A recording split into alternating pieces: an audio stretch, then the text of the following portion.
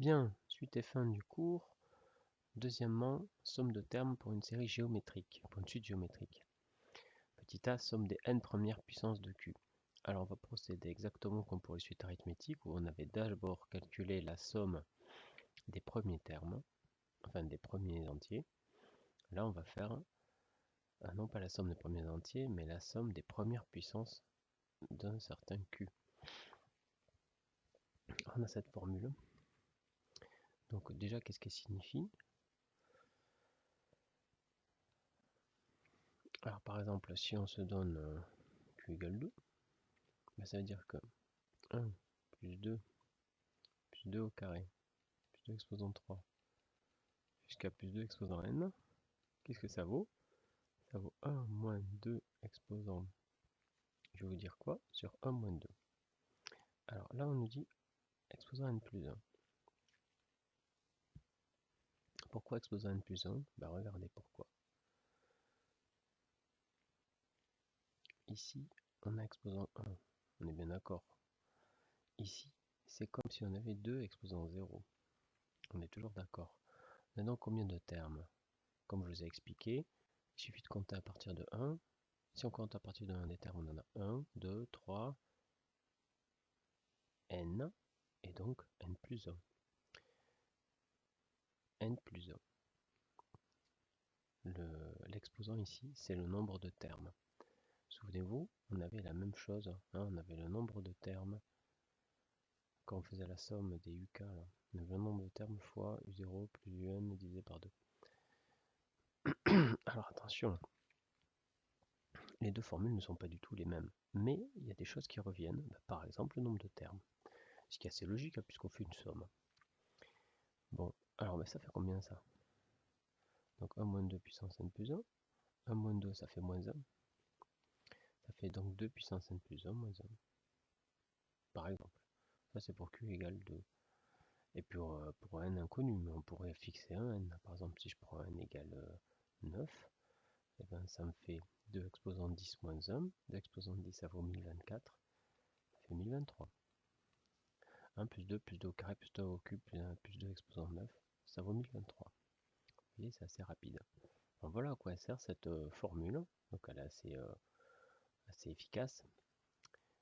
Et on va tout de suite la démontrer. Bien, démonstration 5, on va démontrer cette formule. Alors, tout d'abord, on voit bien que cette formule ne peut pas exister si q est égal à 1. D'ailleurs, remarque initiale, si q égale 1, alors la somme des q exposant k pour k qui va de 0 à n, et ben c'est la somme des 1 exposant k pour k qui va de 0 à n. C'est-à-dire, 1 exposant k est toujours égal à 1, c'est 1 plus 1 plus 1, combien de fois? Et bien 1 plus 1 fois. C'est donc égal à n plus 1, fin d'histoire. Il n'y a pas besoin de formule spécifique si q égale 1. D'accord? Parce que c'est évident. Même si q égale 0 d'ailleurs, si q égale 0, ça vaut 0, terminé. Mais bon, 0 n'est pas un problème, cette formule, c'est 1 le problème. Alors maintenant, si q est différent de 1, donc on va le fixer, soit q est différent de 1, allons-y. Alors, ce qu'on va faire, on va tricher un peu, on va multiplier ça par 1 moins q, et on va prouver que ça fait ça. Donc, considérons 1 moins q, facteur de somme des q exposant k. K qui va de 0 à n. Alors, je développe. Considérez cette somme comme un simple nombre, qui est d'ailleurs c'est ce qu'elle est, c'est bien un nombre. Et bien, quand je développe, pour vous aider, je vais l'appeler S. Le temps du développement. D'accord? Donc quand ça me fait donc ça. Donc quand je développe, ça me fait 1 fois S, ça fait S moins Q fois S. Vous êtes bien d'accord? Bon, alors maintenant, en remplaçant la valeur de S par sa valeur. Ça, c'est la somme des Q pour K qui va de 0 à N, moins Q fois la somme des Q mais ce Q là qui est ici, je peux le rentrer à l'intérieur. Parce que ça, qu'est-ce que c'est? C'est 1 plus Q carré plus Q, multiplié par Q, c'est donc égal à la même chose avec l'exposant ici qui augmente. Ça devient K plus 1. Comme on l'a vu dans les suites arithmétiques, quand j'ai deux sommes qui portent sur les mêmes indices, je peux les regrouper. C'est-à-dire que plutôt que de calculer la somme des Q de 0 à n et la somme des Q K plus 1 exposé de 0 à n, je calcule la somme, je fais d'abord la soustraction, et une fois que j'ai effectué la soustraction, je somme. Mais qu'est-ce qui se passe lorsque je somme une somme comme ça? Alors, regardez ce qu'on va faire. Alors, là, il y a un petit manque. On va utiliser une propriété qui s'appelle le télescopage, que vous ne connaissez pas, mais vous allez tout de suite la comprendre. Que vaut ce terme quand K vaut 0? Il vaut Q puissance 0 moins Q puissance 1. Qu'est-ce qu'il vaut quand K vaut 1? Il vaut Q exposant 1 moins Q au carré. Pour K vaut 2, il vaut Q carré moins Q au cube, etc. Pour K vaut n-1, il vaut Q exposant n-1 moins Q exposant n. Et pour K égale n, le dernier terme, il vaut Q exposant n moins Q exposant n-1. Bon, qu'est-ce qui se passe? N'oubliez pas qu'on va faire la somme de tous ces termes. Donc ici, j'ai Q exposant 1, et là, j'ai moins Q exposant 1. Donc ça, là, ça simplifie. Là, j'ai Q carré moins Q carré, ça simplifie aussi.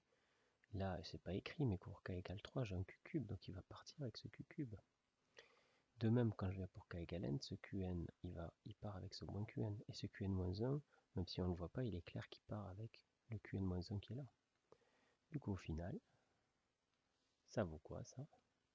Ça vaut ce qui reste, c'est-à-dire Q exposant 0 moins Q exposant n-1. Mais Q exposant moins 0, ça vaut 1. J'obtiens donc 1 moins Q facteur de cette somme, ça vaut 1 moins Q exposant n-1, ce qu'il fallait démontrer. Fin de la démonstration. Alors, cette démonstration que je vous ai faite est totalement rigoureuse, mais pas pour vous. Pas pour vous, parce que ce passage-là, le passage que je vous ai expliqué ici, il est tout à fait rigoureux, il n'y a aucun souci. C'est une propriété des suites, des sommes comme ça, qui s'appelle le télescopage. Vous savez, un télescope, une lunette là, vous pouvez vous voyez, comme ça là, et vous pouvez la replier sur elle-même, la brute. C'est exactement ce qu'on a fait, oui, cette somme, les Anglais disent collapse, s'effondrer, s'effondrer sur soi-même, collapse. C'est exactement ce qu'on fait, on l'a réduit comme un accordéon, vous voyez. Alors c'est une propriété extrêmement connue et parfaitement rigoureuse des sommes, sauf qu'elle n'est pas votre programme, donc là je l'utilise. Donc en ce sens, la démonstration n'est pas parfaitement rigoureuse puisque je fais appel à une propriété qui n'est pas votre programme. Bon, d'un autre côté, on voit bien ce qui se passe. L'autre façon de démontrer ça, c'est par récurrence, mais la récurrence, vous ne l'avez pas. Enfin, il existe une troisième façon, c'est par factorisation de ceci, mais en fait, ça réutilise un petit peu les mêmes choses. Donc, je trouve qu'à votre niveau, la meilleure démonstration, c'est encore celle-là.